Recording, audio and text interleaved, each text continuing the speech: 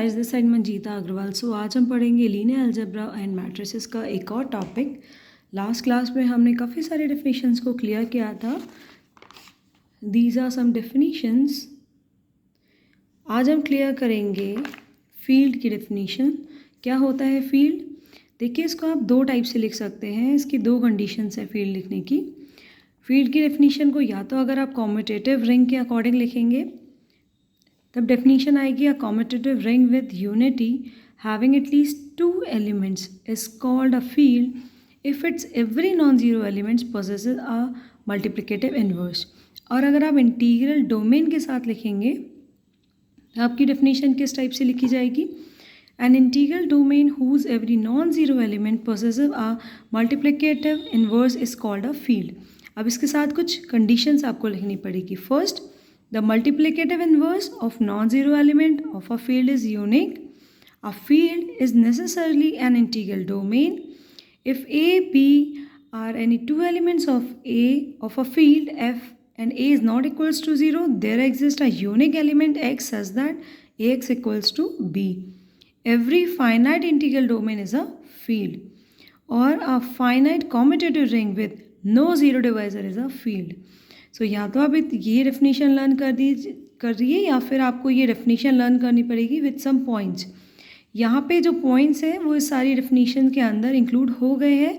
देखिए, अ commutative ring with unity यहाँ पे मेंशन है और यहाँ पे देखिए लिखा हुआ है कि a finite commutative ring with no zero divisor is a field with two elements is called a field if its every non-zero element possesses a multiplicative inverse। तो यहाँ पे आपको पॉइंट्स में मेंशन किया है कि the multiplicative inverse of a non-zero element of a field is unique and a field is necessarily an integral domain.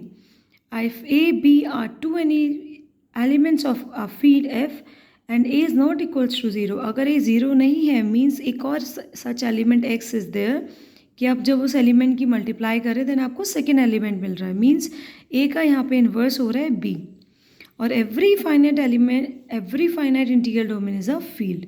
अब इसके लिए आपको इंटीग्रल डोमेन की डेफिनेशन समझनी होगी। सो इंटीग्रल डोमेन की डेफिनेशन क्या होती है?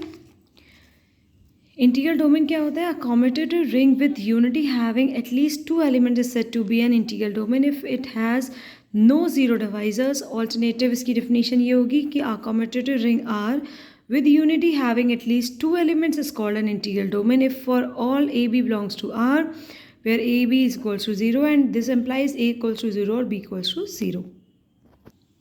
सो इस तरीके से लास्ट अगर आपको सारी डेफिनेशंस क्लियर है देन आप फील्ड की डेफिनेशन लास्ट डेफिनेशंस को आपस में कंबाइन करके क्रिएट कर सकते हैं। सो फील्ड की फाइनल डेफिनेशन है कि a commutative ring with unity having at least two elements is called a field if it is every non-zero element possesses a multiplicative inverse।